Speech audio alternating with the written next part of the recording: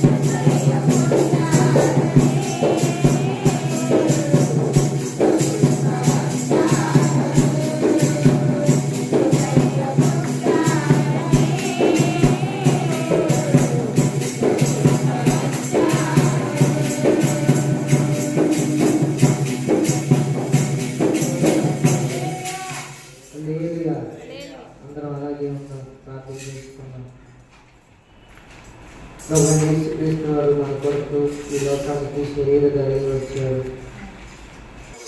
అందులో ఉన్న ఆంటీ మాకి కొరకు ప్రార్థన చేస్తారు. దేవుడు మన కొరకు పుట్టి ఉన్నాడు అని చెప్పేసి లోకమంతటా ప్రపంచం అంతటా జరుపుకునే యొక్క పండుగను మనం సంతోషకరమైన వార్తను సంతోషకరమైన ఈ యొక్క వాక్యాన్ని వినగలిగే కృపను మనకి స్తోత్రం చెప్తూ ఆవిడ ప్రార్థన చేసుకున్నగా ఏకీభవించడం. మా సంఘ కాపాడుని ఇక్కడ కూడా వచ్చిన ప్రతి ఒక్కరికి కూడా నువ్వు కాపాడుచున్నావా, వారి బిడ్డలు వారి కుటుంబము అయ్యా ప్రతి ఒక్కరికి మంచి ఆరోగ్యంగా ఇచ్చింది అయ్యా. సాయంత్రం పట్టణంలో పిల్లల చదివేందును మంచి ఆరోగ్యం రోజు జన్మించిన రోజు నువ్వు జ్ఞాపకం చేసుకుంటున్నావా. ప్రపంచ వ్యాప్తంగా కూడా నన్ను ప్రభు ఎంతగానో ఘనంగా ఆరాధిస్తూ అయ్యా నిన్ను ఆనందిస్తున్నారు ప్రభు. స్తోత్రమయ్యా.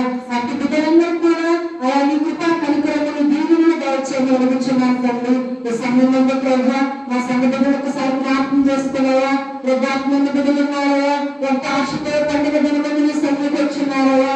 వారికి మంచి ఆరోగ్యం ఉంది ప్రభా. సంచలనకు సంచాంతరకు బిడ్డలకి కాపుదరించిన అడుగుచున్నాను తండ్రి. Happy Christmas. Merry Christmas. హల్లెలూయా. క్రీస్తు నేడు పుట్టెను. హల్లెలూయా. క్రీస్తు మనకు పుట్టెను. హల్లెలూయా. హల్లెలూయా. ఓకే. అమ్మ దగ్గరికి వెళ్ళి గారం గారుస్తూ ఇలాంటివన్నీ పిల్లలకి సందడి. కానీ మనకి ప్రభు యేసుక్రీస్తు వారి సన్నిధిలో గడపడం మనకి సందడి. ఓకే. దేవుని యొక్క వాక్యం ద్వారా ఒక విషయాన్ని మీకు తెలియజేసే ముందు ఒక కథ చెప్తాను. ఒక ఊర్లో బాగా ధనవంతుడైన ఒక వ్యక్తి ఉన్నాడనమాట. అతను పెంచుకోవడానికి ఏమి దొరక్క పాపం ఒక పందిని పెంచుకోవడం మొదలుపెట్టాడనమాట. పంది అంటే మనకు తెలుసు కదా, మురికిలో ఉంటుంది, ఇష్టం సరగా ఉంటుంది, చాలా సేకరించుకునే విధంగా అసభ్యంగా ఉంటుంది. ఆ పందిని తీసుకొచ్చి ఆ మురికిలో నుంచి ఆ పందిని తీసుకొచ్చి నీట్గా శుభ్రం చేసి తెల్లగా దాన్ని నీట్గా కడిగి దాన్ని చక్కగా ముద్దు పెట్టుకుంటూ చక్కగా పెంచుకుంటూ ఉన్నాడు. దానికి ఒక ముద్దు పేరు కూడా పెట్టాడు. చక్కగా ముద్దు పేరు పెట్టుకుని దాన్ని పెంచుకుంటూ ఎక్కడ చేరితే అక్కడ మనం కుక్కను పెంచుకునే వాళ్ళు కుక్క గొలుసు వేసి దాన్ని తీసుకెళ్తారు కదా, అలాగే ఆ పందిని కూడా గొలుసు వేసి రోజు అతను ఎక్కడికి వెళ్తే అక్కడికి దాని వెనకాలే తీసుకెళ్ళడం ప్రారంభించారన్నమాట. ఇలా ఏ ఫంక్షన్కి వెళ్ళినా అలాగే ఏ మీటింగ్కి వెళ్ళినా ఎలా వెళ్ళినా ఆ పందిని వెనకాలే తీసుకెళ్తారన్నమాట ఆ ధనవంతుడు.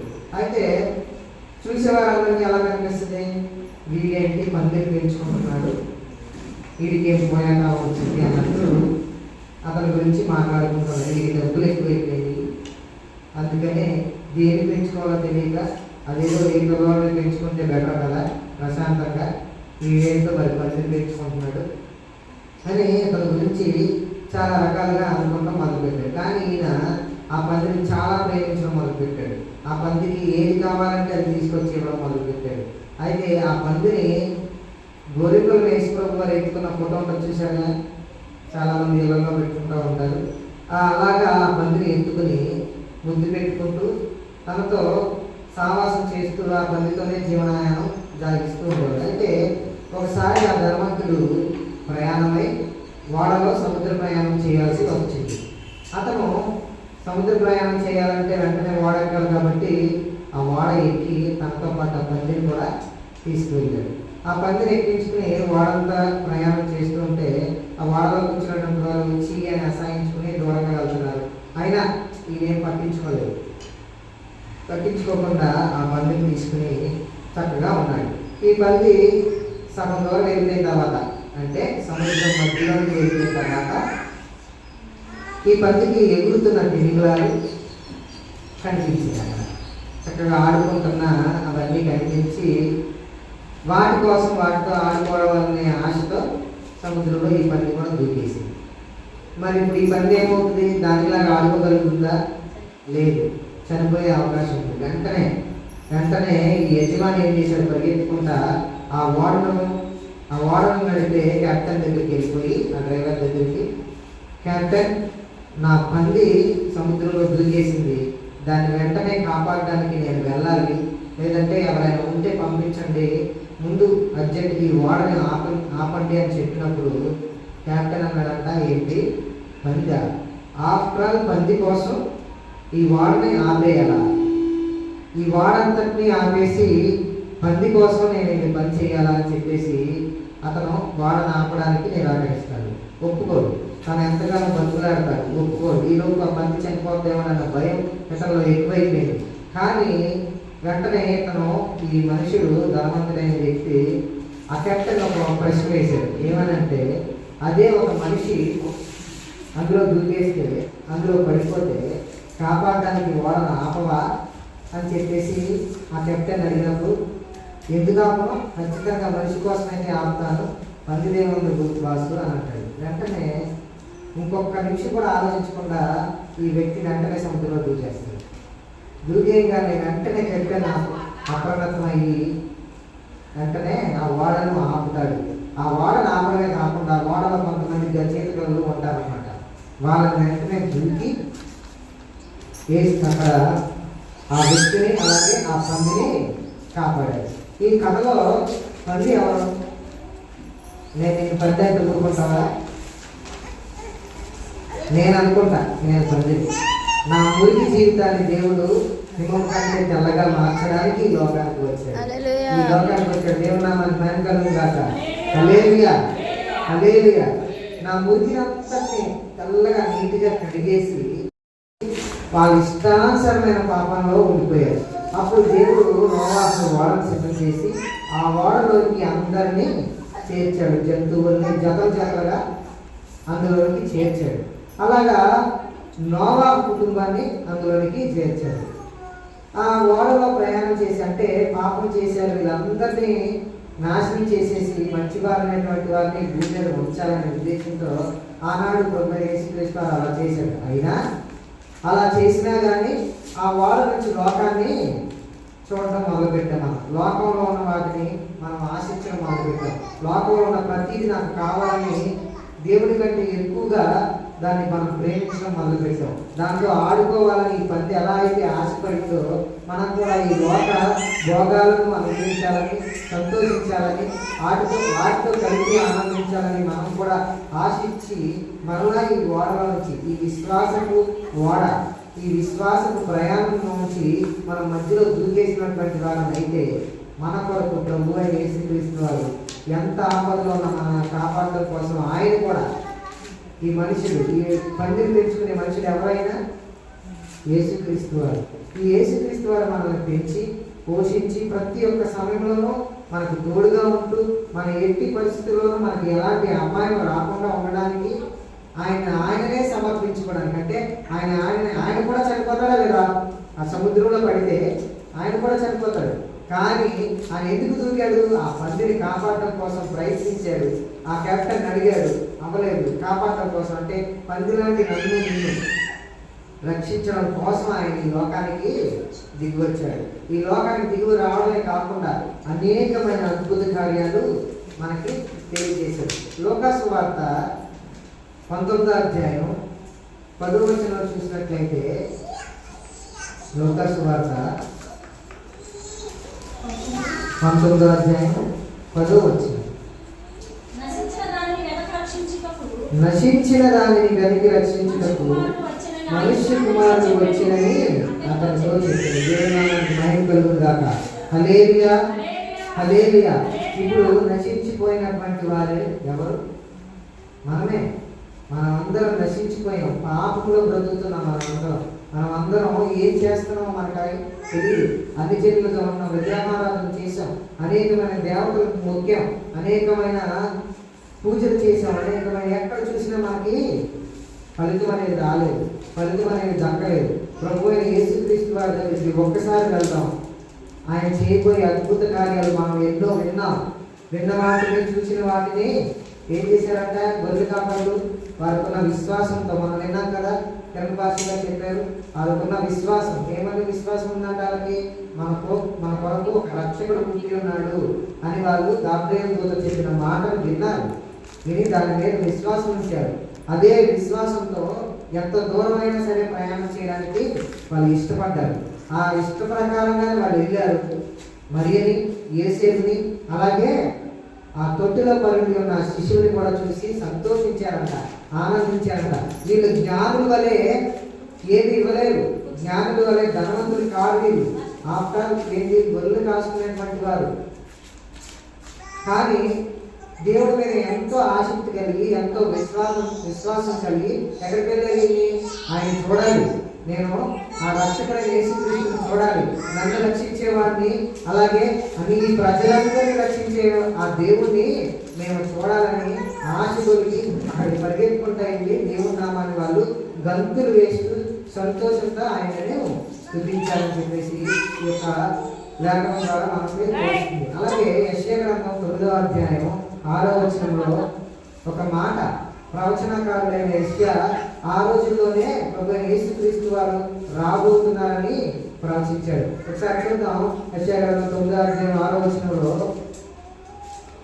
ఏలయనగా మనకు శిశువు పుట్టెను, ఏలయనగా మనకు శిశువు పుట్టెను, మనకు కుమారుడు అనుగ్రహింపబడెను, మనకు కుమారుడు అనుగ్రహింపబడెను, ఆయన భుజము మీద రాజ్యభారముండును. రాజ్యభారముండును. ఆశ్చర్యకరుడు, ఆలోచనకర్త, బలవంతుడైన దేవుడు, నిత్యుడకు తండ్రి, సమాధానకర్తయగు అధిపతి అని అతనికి పేరు పెట్టబడును.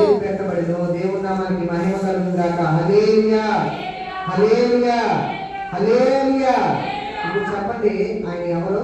ఆశ్చర్యకరుడు, ఆలోచనకర్త, నిత్యుడగు తండ్రి, సమాధానానికి అధిపతి అయినటువంటి వాడు అనమాట. అంటే ఈయన దేనికి రాజు? ఆశ్చర్య కార్యాలు చేయడానికి రాజు, అలాగే అద్భుతాలు చేయడానికి రాజు. ఈయన పుట్టుక అద్భుతమైన పుట్టుక, అవునా కదా? అద్భుతాలు చేయగలిగినటువంటి రాజు, అలాగే సమాధానానికి అధిపతి అంట. చూడండి, మనలో మనకి సమాధానం లేకపోతే కాసేపు నడమొహం పెట్టుకుంటూ చాలా రోజులు మాట్లాడకుండా ఉంటూ చాలా రోజులు మనం సమాధానం పడకుండా ఉంటాం. కానీ మనం కలిగి ఉన్న దేవుడు, మన కొరకు పుట్టి ఉన్న దేవుడు ఎవరంట? సమాధానకర్త అంట. సమాధానకర్త. ఒకసారి ఇదే లోకాసు సువార్త 2వ అధ్యాయం 14వ వచనంలో చూసినట్లయితే 2:14 సర్వోన్నతమైన స్థలములలో దేవునికి మహిమయు, ఆయనకి ఇష్టలైన మనుషులకు భూమి మీద సమాధానము కలుగుగాక అని దేవునికి స్తోత్రము చేయించుండెను. దేవునామానికి మహిమ కలుగుగాక. హల్లెలూయా అని దేవునికి స్తోత్రము చేయించుండెను అనే ఈ మాట ఎవరు స్తోత్రం చేశారు? దేవదూతలు స్తోత్రం చేశాయి, అలాగే గొర్రెల కాపరులు స్తోత్రం చేశాయి. ఇప్పుడు మన వంతు, ఇప్పుడు నీ వంతు, నా వంతు. ఎందుకని? ప్రభు అయిన యేసుక్రీస్తు వారు ఆయన రక్తంలో పందిని కడిగినట్టు, పందిని ఎంత నీట్గా కడిగేస్తారో అంత నీట్గా మనల్ని కడిగాడు. కాబట్టి ఆయన ఒక రక్తం చేత మన యొక్క పాపాలన్నింటినీ తీసివేశాడు. కాబట్టి ఇప్పుడు మనం ఏ వాడలో ఉన్నాం? రక్షణ అనే వాడలో, దేవుని యొక్క సన్నిధిలో ఈ వాడలో మనం ప్రయాణం చేస్తూ ఉన్నాం. సముద్రం చూడడానికి చాలా ఆహ్లాదకరంగాను, చాలా సంతోషకరంగాను, లాగే విధంగాను, ఆకర్షించే విధంగా ఈ లోకం మనకి కనిపించవచ్చు. కానీ ఈ లోకాశలన్నింటినీ విడిచిపెట్టి మనం ఏం కలిగి ఉండాలి? నిత్యుడగు తండ్రిని. అంటే ఈ లోకంలో సమాధానకర్త అయిన దేవునికి మనం లోబడి ఉంటే ఖచ్చితంగా మనలో సమాధానం ఉంటుంది. ఈ భూమి మీద ఆయనకి ఇష్టమైన వారు అన్నమాట. ఇప్పుడు దావీదు గారు ఆయనకి ఇష్టమైన వ్యక్తి, ఆయన హృదయానుసారుడు. అలాగే యెషయా ప్రవక్త ఆయనకి ఇష్టమైన వ్యక్తి, అలాగే దానియేలు గారు ఆయనకి ఇష్టమైన వ్యక్తి, అలాగే చాలా మంది ఇర్మియా గారు, ఇలా చాలా మంది ఆయనకి ఇష్టమైన వ్యక్తులు. వీళ్ళందరూ ఎవరు? పాత నిబంధనలో దేవుడి పని కొరకు ఎన్నుకోబడిన వారు. కానీ కొత్త నిబంధనకు వచ్చేసరికి దేవుడు ఇంకా 12 మందితో పాటు ఇంకా చాలా మందిని ఎన్నుకున్నాడు. మొదటిగా మరియమ్మ గారిని ఎన్నుకున్నాడు.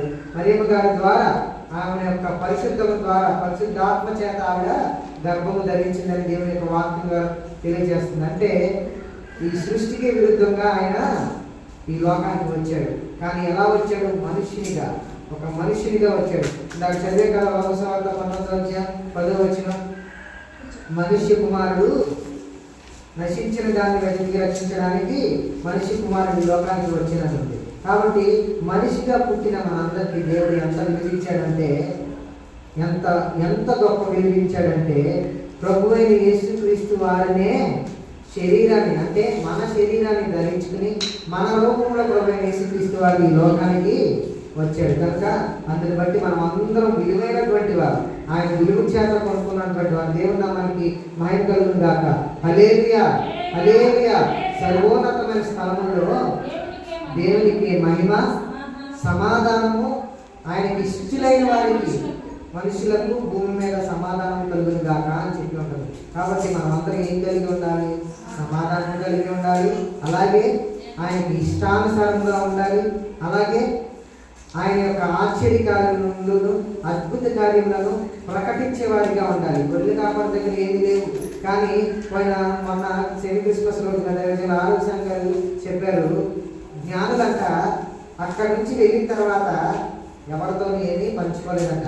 దారిలో కానీ వాళ్ళు వెళ్ళిన ఆ దేశంలో కానీ వాళ్ళు ఉంటున్న ప్రదేశాల్లో కానీ ఎక్కడ ప్రభువైన యేసుక్రీస్తు గారి గురించి ప్రస్తావన తీసుకురాలేదని, ఎక్కడ రాయబడలేదనేసి మనం అందరం విన్నాం. అయితే నిజానికి జ్ఞానులు ఒక రాజుని చూడడానికి వచ్చారు. ఆ రాజుకి రాజుకి బహుమతులు ఇవ్వాలి కనుక ఖచ్చితంగా జ్ఞానులైనటువంటి వారు బంగారము, గోళమును, సాంబ్రాన్ని వారికి ప్రభువైన యేసుక్రీస్తు వారికి సమర్పించారు. కానీ వారికి కలిగిన దాన్ని వారికి ఇచ్చారు. మనం కూడా మనకు కలిగింది దేవునికి ఇవ్వడానికి ప్రయత్నించాలి, కానీ లేని దాని కోసం మనం ఆశపడుకోవడానికి అంత అవసరం లేదు. దేవుడు మన దగ్గర నుంచి అది ఆశించట్లేదు.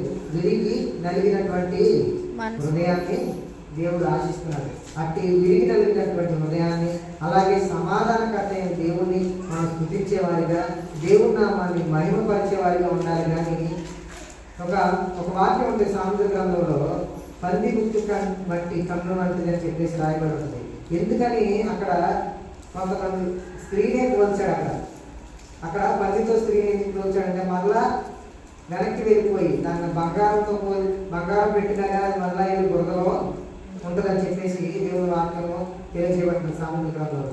కానీ వివేకము లేని స్త్రీ సుందర స్త్రీ పంది ముక్కుననున్న బంగారు కమ్మి వంటిది అని చెప్పేసి రాయబడి ఉంటుంది. కానీ మనం అటువంటి వారము ఏమాత్రం కాదు. ఎందుకంటే మనం దేవుడు చాలా విలువైన వ్యక్తిగా పోల్చుకున్నాడు కనుక ఆయన విలువైన రక్తం, పరిశుద్ధ రక్తం చేత మనల్ని కడిగి శుద్ధీకరించి నీటిగా తెల్లని కాగితంలాగా, తెల్లని వస్త్రంలాగా మన అందరినీ తయారు చేశాడు. కనుక ఈరోజు ఆయన పుట్టుకని జ్ఞాపకం చేసుకుంటూ మనమందరం ఆయనకి చేయవలసింది ఏంటంటే జ్ఞానుల వల్లే ప్రకటించకుండా ఉండకూడదు. గొర్రెల కాపల వల్లే అంబరానికంటే సంతోషాన్ని ప్రజలందరికీ కలిగి ఈ సంతోషాన్ని అందరికీ తెలియజేస్తూ సంతోషంగా సమాధానాన్ని, ప్రేమని ప్రకటించేవారుగా ముందుకు గాక. దేవుని నామానికి మహిమ కలుగును గాక. దేవుని దేవుడిలో ఈ మాటలు దీవించబడును గాక. మన అందరి జీవితాల్లో ఫలింపబడును గాక. ఆమేన్, ఆమేన్, ఆమేన్. మోకరించండి, ప్రార్థన చేసుకుందాం. మా కొరకు విలువైన రక్తం చేత అయ్యా పంది లాంటి మా జీవితాన్ని, మురికి వంటి మా జీవితాన్ని ప్రభా హిమము కంటే తెల్లగా మార్చినటువంటి దేవా ప్రభా, మా కొరకు శరీరం ధరించి అయ్యా మనుషులుగా పుట్టిన మా కొరకునైనా మరలా మనిషిగానే పుట్టి మాకు మాదిరి చూపిన యేసయ్యా నీకు స్తోత్రం చెప్తాం. వినబడిన ఈ వాక్యాన్ని మా హృదయంలో ఉంచుకుని ప్రభా దావీదు వలె కీర్తన పాడుతూ, గొర్రెల కాపల వలె గంతులు వేస్తూ ప్రభా నీ యొక్క రాజ్య వారసులుగా అనేక మందిని మేము తీర్చిదిద్దే కృపను మాకు దయచేయండి అని చెప్పి ప్రార్థన చేద్దాం. దేవునామానికి స్తోత్రాలు చెప్తాం. స్తోత్రం, స్తోత్రం. దేవుని నామాన్ని మనం ఘనపరిచేవారిగా, మహిమపరిచేవారిగా ఉండాలి. కానీ జ్ఞానుల వలె ఎక్కడ మనం ఎరిగినటువంటి వారి నుండి కూడా జ్ఞానుల వలె ఎక్కడ ప్రస్తావన లేకుండా ఉండడానికి ఏమాత్రం అవకాశం లేకుండా చూసుకుందాం. ఈ సమయం ముందు మన మధ్యలో క్రీస్తు అంకుల్ గారు ప్రార్థనలో నడిపిస్తారు. అందరూ ఏకీభవించుదాం.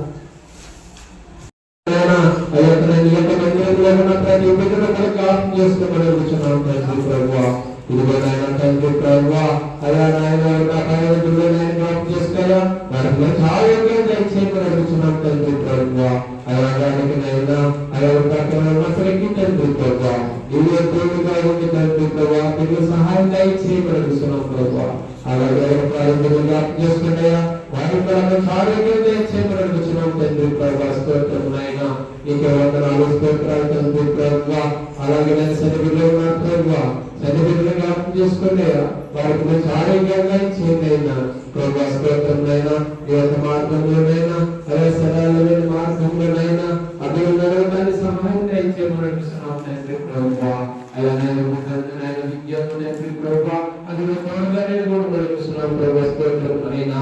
అలాగే తండ్రి ప్రభా ఎలాగైనా సమకూర్చి ప్రార్థించుకునే ధన్యతలు భాగ్యములు ఇచ్చినందుకు తండ్రి ప్రభా నీకే స్తోత్రం చెల్లిస్తున్నాం తండ్రి ప్రభా.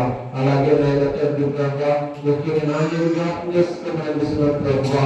అలాగే నేను సెలవు నాణ్యమైనా జ్ఞాపకం చేసుకున్నాయా ఈ యొక్క నాయన తండ్రి ప్రభా. అలా నాయన ఈ యొక్క నాయన ప్రచారకునైనా అతను నన్ను ఏర్పరచుకున్నప్పటికీ తండ్రి ప్రభా స్తోత్రమునైనా ఎంతో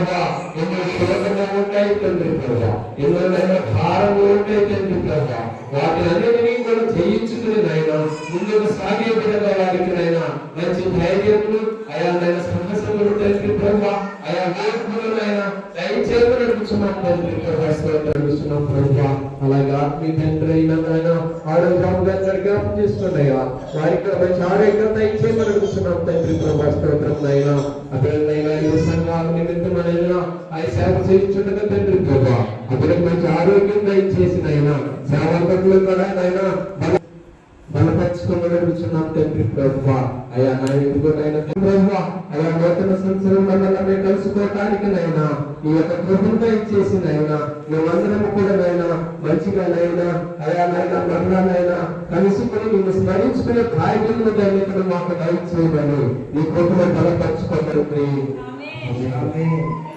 చేసుకుంటున్నాను.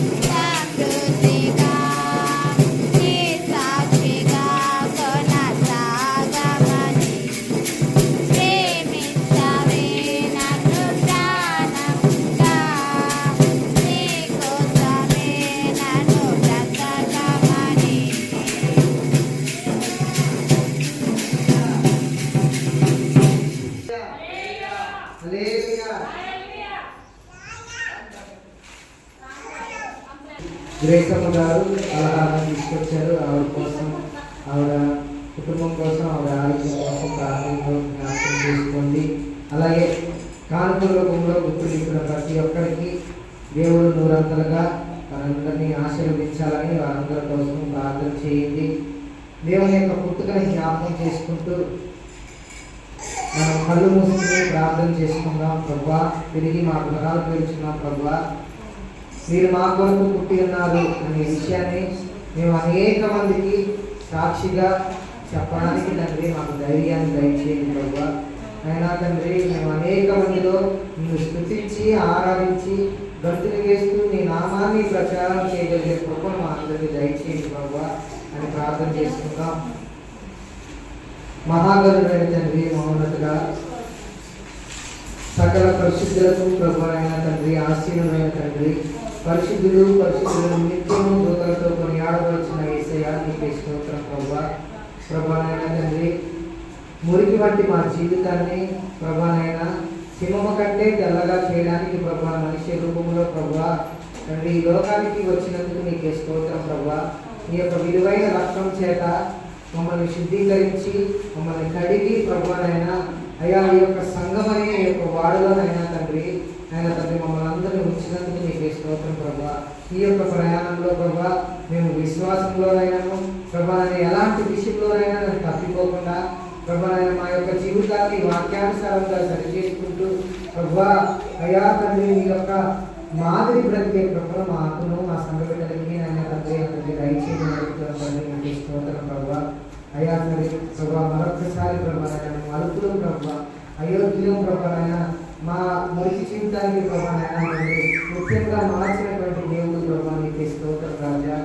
అయ్యా ప్రభా నిత్యము స్థుతించే వారిగా ఈ యొక్క గొప్ప కార్యములైనా ప్రభా తండ్రి ప్రచారం చేసే విధంగాను ప్రభా తండ్రి సమాధానం కట్టే అధిపతి మీరే అని చెబుతున్నారు ప్రభా తండ్రి. మాకు సమాధానం లేకపోతే దయచేయండి తండ్రి ప్రభా మేము సమాధానం పడేవారిగా ఉండే కృపను మాకు దయచేయండి తండ్రి. అయ్యా ముఖ్యంగా ఇప్పుడు వచ్చిన బిడ్డలందరినీ జ్ఞాపకం చేసుకోండి అయ్యా ప్రభా తండ్రి. ప్రభా సెమీ క్రిస్మస్ని ప్రభా మీరే ఘనంగాను మహిళగాను జరిగించినందుకు మీకే స్తోత్రం ప్రభా.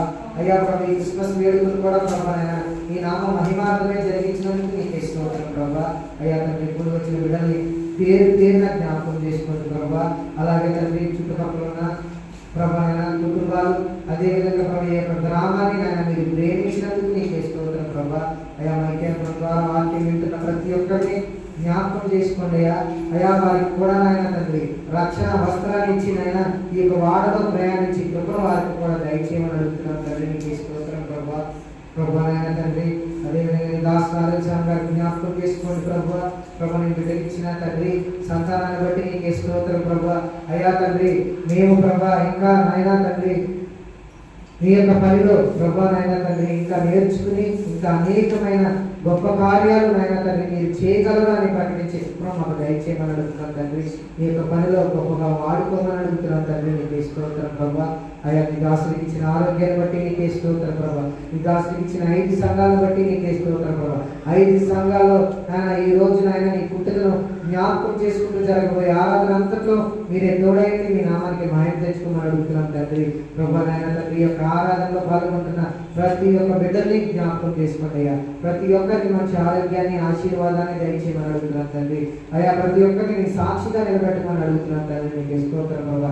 అలాగే నా దూర ప్రాంతంలో బిడ్డలందరినీ జ్ఞాపకం చేసుకోండి అయ్యా. ప్రభా నన్ను అలాగే ప్రభా ఈ సంఘ బిడ్డల్ని ప్రత్యేకంగా జ్ఞాపకం చేసుకుని ప్రభా నీ నామ మహిమార్థమై జీవించే కృపను మాకు మా సంఘ బిడ్డలు మా కుటుంబ సభ్యులకి మా గ్రామ ప్రజలకి దయచేయమని అడుగుతున్నాం తండ్రి. నీకు స్తోత్రం ప్రభా.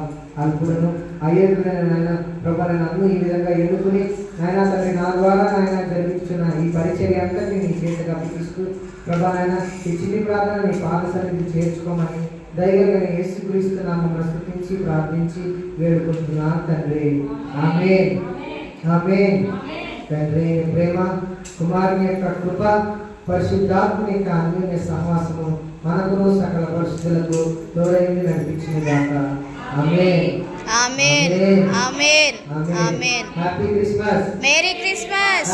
Happy Christmas. Merry Christmas. Happy Christmas. Merry Christmas. Merry Christmas. Christmas. Happy Christmas. హల్లెలూయా. హల్లెలూయా. క్రీస్తు నేడు మన కొరకు పుట్టి ఉన్నాడు. హల్లెలూయా. హల్లెలూయా. హల్లెలూయా. Every knee will bow, every tongue confess, Jesus is the Lord, Jesus is the Lord. Every eye will see the coming of the King. Jesus is the Lord, Jesus is the Lord. Every knee will bow, every tongue confess, Jesus is the Lord, Jesus is the Lord. Every eye will see the coming of the King. Jesus is the Lord, Jesus is the Lord.